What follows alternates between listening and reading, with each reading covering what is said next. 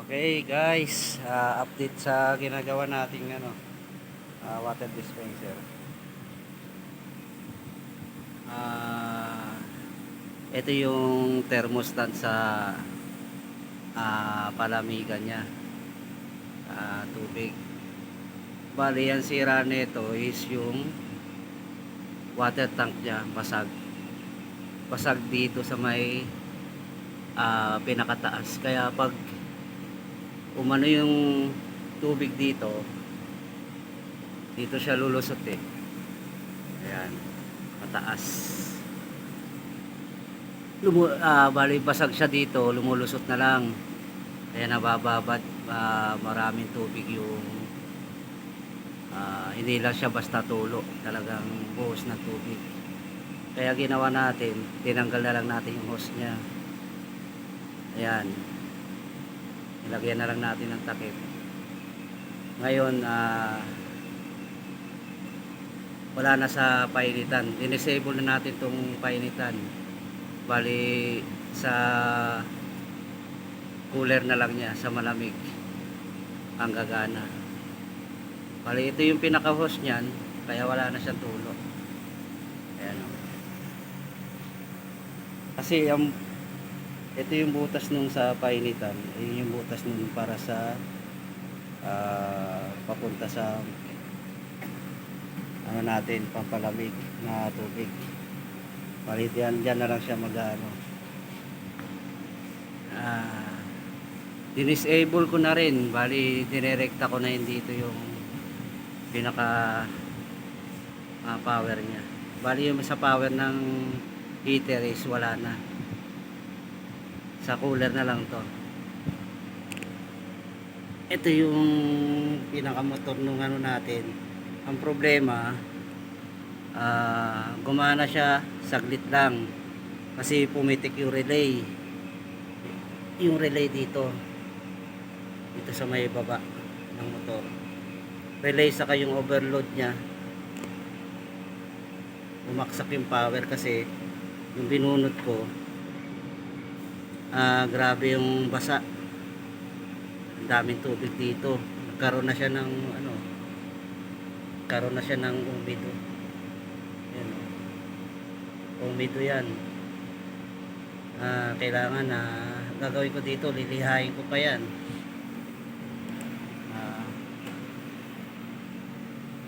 Ito, bali ito yung relay nya. Pagka sira yan, may maririnig kang tumutunog dyan. Pagka ginan mo, may tumutunog yan. Pag tinesting mo yan, may continuity yan. Ganun rin dito sa may overload. Ito yung overload nya. Nababad sa tubig eh, kaya tinan mo kinalawang. Bali kakaskasin ko muna to, pati yung pinaka connection nya dito. Yan, para itatry natin kung gagana yung pinaka motor nya. Balikan ko na lang kayo mamaya. Update ulit sa ginagawa kong water dispenser. Bali ganun nga ginawa ko, nilinis, nagkakaroon na, napapagana naman niya yung tawag nito, yung compressor niya. Napapagana naman niya itong motor na compressor, napapagana naman siya. Nga lang problema, pag uminit ito, yung overload relay niya, pag uminit ito, pumipitik itong relay niya, nagsha-shutdown siya, kaya hindi siya nagtutuloy ng power. Ngayon, ang ginawa ko, tinanggal ko muna to. Nagtry lang ako na mag-bypass. Ayan, nagtry lang ako na itong isang linya nito sa may connection nitong overload na to is common. Papunta dito sa line 1, papunta sa may switch. Yan, sa may switch nya. Ito yung pinaka common nya. Tapos tawag nito, yung isa, yung kulay blue, nakakonekta dito sa may thermostat ng heater tank, nakakonekta dito sa may isang paa ng relay. At try ko yung bypass. Bali kailangan lang ipitik, tawag nito, kailangan lang i-bypass ng pag-shortin lang yung dalawang paa ng relay para gumana yung ano nya, yung tinatawag nilang starting. Kasi itong isang paa saka yung common, pagka nakadirekta sa ano yan, sa 220 natin, ayan yung tinatawag na running. Kaya yung motor niya nag-run. Pag kinapa mo ganon, mararamdaman mo siya na umaandar yung compressor ng motor. Ayan, ngayon mainit siya. Nga lang problema, wala naman siyang starting para itulak niya yung tawag nito, yung preyon dito papunta doon sa lamig niya. Kaya ang gagawin natin is ginawa ko is pinag-short ko para magkaroon siya ng starting, may tulak niya yung thermostat na nandito sa may ano natin. Ayan, umandam na siya. Ayan, mainit na yung motor niya. Ibababad lang natin, tapos titingnan natin kung uubra. Subukan ko lang din itong ibalik tong relay, tapos itong overload relay nya huwag na natin ilagay, direkta na lang natin. Pero kung hindi kakayanin, kung kailangan talaga nito itong overload para gumana tong relay, gano'n na lang gawin natin, babypass na lang natin para ano siya, tawag nito, gumana siya. Tapos gagawa ko ng switch niyan para kung sakaling patayin dito sa may switch ng, kasi pag oras na pinatay ito, kasi wala tayong ginawang switch dito, mag-ano lang to, magra-running lang siya, pero wala siyang starting para itulak yung ano niya, tawag nito, yung preyon niya sa loob. Iraran niya lang yung ano, yung motor, papaganahin niya lang motor, pero yung starting na pagpapalamig wala, kasi hindi natin na ano yung hindi nag-switch yung pinaka-starting niya. Kaya gagawa tayo ng switch, lalawit natin yun, kasi ginawa lang natin paraan, wala tayong pambili ng ano yun. Pwede naman ito mapalitan, pero pansamantala yun lang muna ang gagawin natin sa ngayon. Tawag nito, binababad pa natin para malaman natin kung lalamig talaga siya. Ayan o, mainit na yung motor niya. Ayan, gumagana na siya.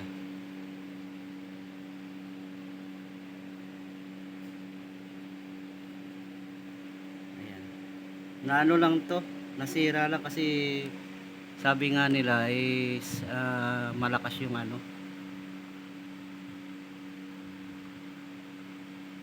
malakas yung tulo nung butas niya dito.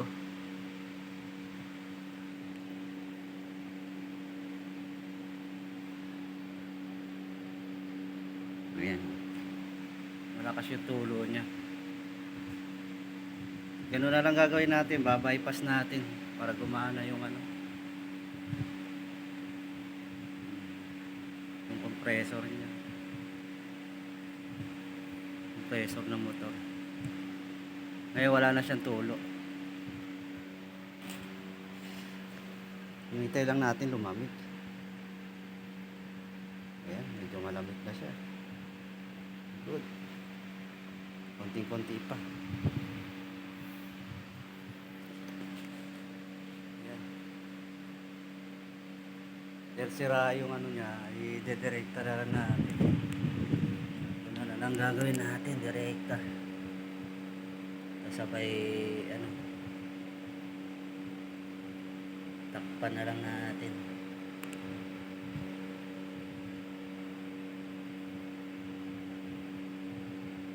Ganun na lang. Sa ngayon, update ko na lang kayo kung mga isang oras, 2 oras. Tingnan natin kung malamig na yung ginawa nating ano, kung lumabig na yung compressor natin. Ito lang. Pero subukan ko pa rin may salpak pa rin to, tapos direkta na lang to para isang ano lang, at least kahit pa paano gagana pa rin yung relay niya.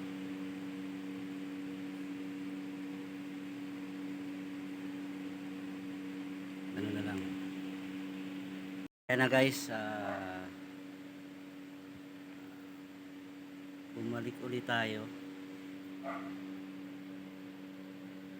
Ganun pa rin, maandar pa rin siya. Ano natin yung tubig natin kung malamig na. Tatry tayo. Kailangan malamig to. Buhos lang natin. Yan lang buhos lang natin to. Buhos. Ayan, try natin. Ayan. Ayan na guys, mapapansin nyo nag-ano na siya, moist niya sa lamig. Malamig na yung tubig niya. Ibig sabihin okay na siya. Puts na tayo. Kaya natin yung ano. Ayan. Bali okay na siya, malamig na yung tubig niya. Ang gagawin natin, subukan naman natin na nakasalpak yung relay. Yan.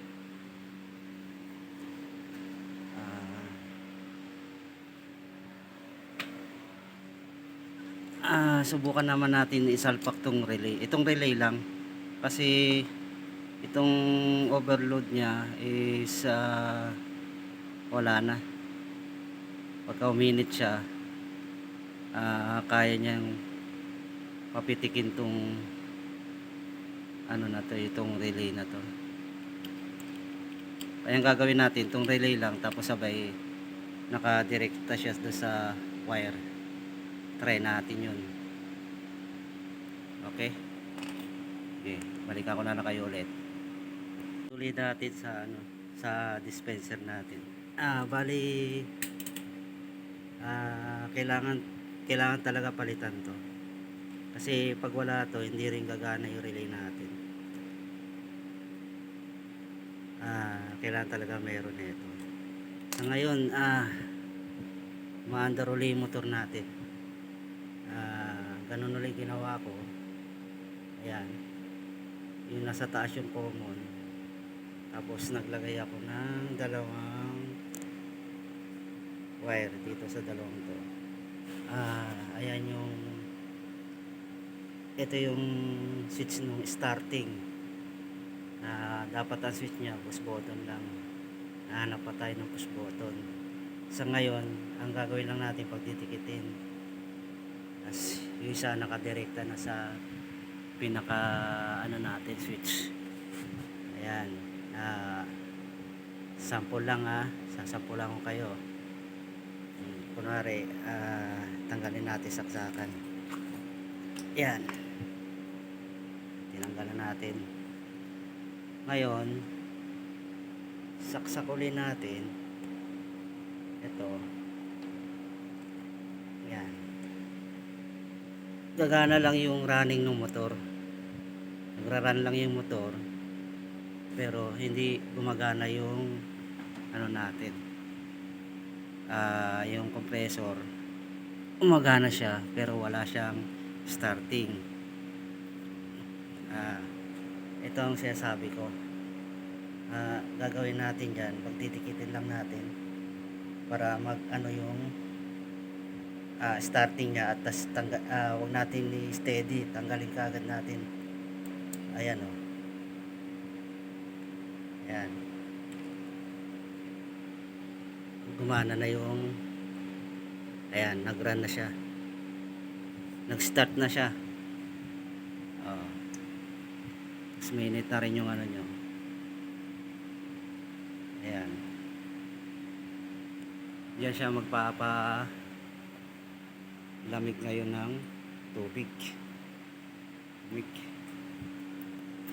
Isang leon, ito lang muna para mapagana lang yung dispenser natin. Pwede naman natin bilan kagad to.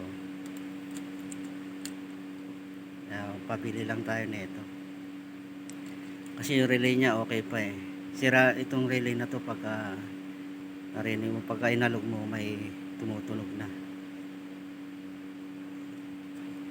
Ito yung nasira niya, na ano to sa tubig kasi yung binaklas ko, grabe basang basa itong dalawang to wiring niya.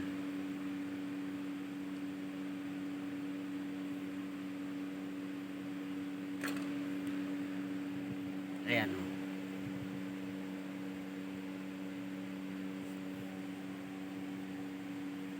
Sa ngayon, bababad ko muna para malaman natin yung sitwasyon ng ano natin. Bali ilalagay ko na yung pinakatakip dito. Yan.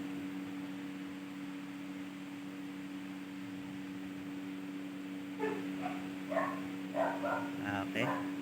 Iayos ko lang muna. Okay, time check natin is mag-aalas 12.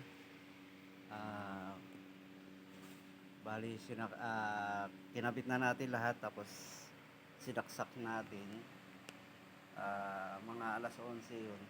Try natin na isang oras. Mag-aalas 12.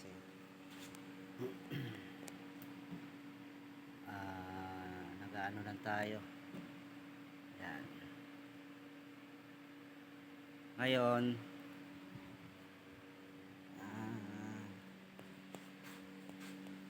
tatry tayo ng tubig natin. Tagalin muna natin.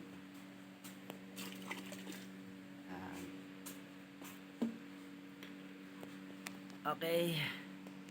Dahil sa isang oras, try natin lagyan ng tubig.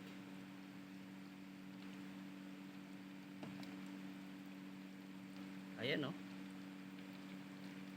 Oh. Yan guys oh.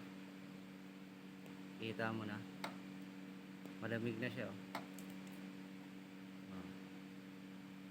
Malamig na yung tubig natin. Malamig na siya oh. Ilan sira niya yung overload relay natin.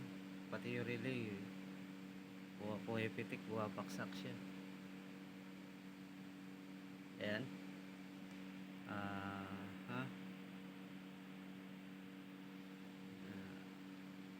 Malamig na siya. Isang oras lang malamig na. Bali yung hot natin, hindi na natin magagamit yan. Bali yung cold na lang. Try natin inumin. Okay na. Malamig. Ganun lang. ano lang sa pag-repair. Sa ngayon, abang di pa tayo nakakabili ng pyesa, ayun na lang ang gagawin natin. Okay naman siya. Ayan yung pinaka-switch niya. Ayan yung pinaka-switch. Pagdidikitin lang yan. Hindi yan yung tawag nito na talagang ibubuhol mo. Yung parang dampi lang siya. Ganun lang, pitik lang. Para umi-start yung starting niya. Kasi yung sa running niya, okay na. Yan. Okay na yung tubig natin, malamig. Okay na yung water dispenser natin. Hindi na rin siya tumutulo. Wala na rin siyang basa. Natakpan na natin yung yung tawag na ito yung papunta sa heater tank ng hot. Dinispose na natin yan. Bali cold na lang ano. Yun na guys, thank you sa panonood nyo ulit. Salamat. Hanggang dito na lang. At okay na yung water dispenser natin. Malamig na yung tubig. Okay? Okay na.